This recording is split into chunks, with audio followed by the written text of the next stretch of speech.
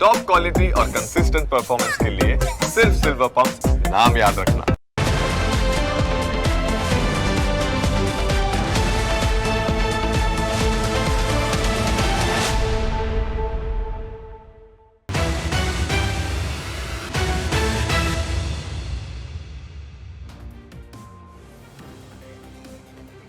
તાપીમાં ફરી એકવાર ધર્માંતરણનો મુદ્દો ગરમાયો છે અને તે પણ ધારાસભ્ય મોહન કોકાણીના ગામ હરિપુરામાં. અત્યાર સુધી તમે શાળામાં ક્યાંક મંદિર નહીં જોયું હોય, કારણ કે શાળાને જ સરસ્વતી માતાનું મંદિર કહેવામાં આવે છે. પરંતુ તાપીના હરિપુરા ગામમાં શાળાની અંદર ચર્ચ આવેલું હોવાથી વિવાદ વકર્યો છે. આપણે ત્યાં ધર્માંતરણ રોકવાની વાતો તો કરવામાં આવે છે, પરંતુ અંતરિયાળ જિલ્લાઓમાં ખૂબ જ મોટા પાયે ધર્માંતરણ થઈ રહ્યું છે. ભોળી આદિવાસી પ્રજાને લલચાવી ફોસલાવીને તેમનું ધર્મ પરિવર્તન કરાવવાના અનેક કિસ્સા સામે આવી ચૂક્યા છે. એક નિવેદનમાં સંઘના વડા મોહન ભાગવતે કહ્યું હતું કે ધર્માંતરણ પાછળનો હેતુ શક્તિ વધારીને સત્તા હાંસલ કરવાનો છે. જો તમે હિન્દુ છો તો તમારે હિન્દુ જ રહેવું જોઈએ. મોહન ભાગવતની આજે આ વાત સાચી પુરવાર થઈ રહી છે.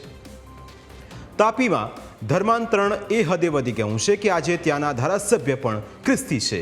જો ધર્માંતરણ થતું જ રહેશે તો બીજા ધારાસભ્યો પણ ખ્રિસ્તી હશે. ધીમે ધીમે ત્યાંના હિન્દુઓ ખ્રિસ્તી બની જશે. જરા હરિપુરાની શાળામાં આવેલું આ ચર્ચ જુઓ. તમે ક્યાંય પણ શાળાની અંદર મંદિર નહીં જોયું હોય, પરંતુ હરિપુરા ગામની શાળામાં ચર્ચ જરૂર જોવા મળે છે. મંદિરમાં ચર્ચ છેલ્લા ઘણા સમયથી છે. હિન્દુ સંગઠનોનો આરોપ છે કે નાના બાળકોને પહેલેથી જ હિન્દુ ધર્મના બદલે ખ્રિસ્તી ધર્મનું જ્ઞાન આપવામાં આવે છે.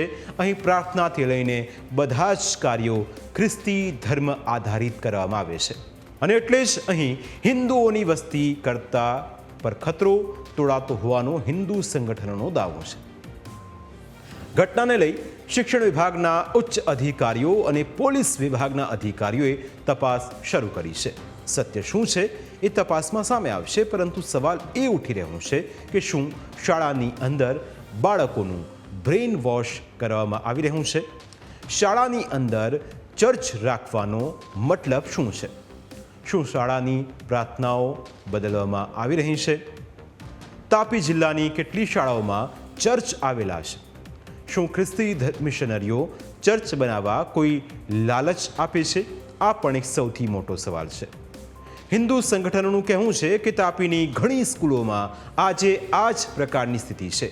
શાળાઓમાં ચર્ચ, ઈસુના ફોટા અને ખ્રિસ્તી ધર્મનું સાહિત્ય પણ આપવામાં આવે છે. જે બાળકો હિન્દુ ધર્મના છે તે બાળકોનું બ્રેઇન વોશ કરવામાં આવી રહ્યું છે. તો બીજી તરફ શાળાના આચાર્ય અને ગામના કેટલાક આગેવાનોનું કહેવું છે કે ગામની અંદર પહેલા પ્રાર્થના સભાનો ખંડ હતો, ત્યારબાદ શાળા માટે જમીનની જરૂર હોવાથી અહીં શાળા બનાવવામાં આવી હતી. પરંતુ સવાલ અહીં એ પણ થઈ રહ્યો છે કે જો સરકારી જમીન હોય તો ચર્ચ બનાવવા માટે મંજૂરી લેવાઈ હતી ખરા?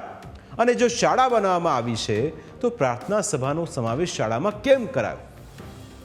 આ તમામ સવાલો સાથે જ્યારે ન્યૂઝ કેપિટલની ટીમે ધારાસભ્ય મોહન કોકાણીનો સંપર્ક કર્યો તો તેમણે ન્યૂઝ કેપિટલ સાથે વાતચીત કરવાનું ટાળ્યું હતું. જોકે હવે આખા પ્રકરણમાં તપાસ કર્યા બાદ શાળાની અંદરથી ચર્ચ બહાર કરાશે કે કેમ તે પણ એક મોટો પ્રશ્ન છે. પરંતુ તાપી જિલ્લામાં મોટા પાયે ધર્માંતરણ થઈ રહ્યું છે તે ખૂબ જ ચિંતા ઉપજાવનારી હકીકત છે.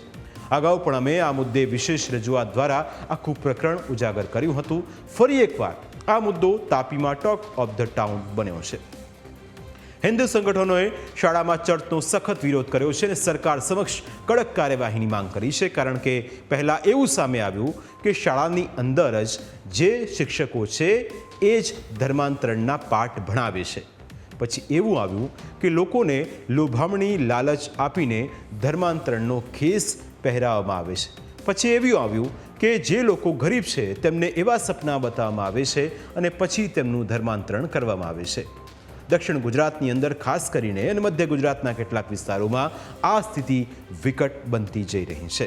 જેટલા પણ આદિવાસી વિસ્તારો છે એટલે કે અંબાજીથી લઈને ઉમરગામ સુધી આ જ સ્થિતિ જોવા મળી રહી છે. ખૂબ જ ચિંતાનો વિષય છે અને એ અંગે તપાસ થાય તે ખૂબ જરૂરી છે.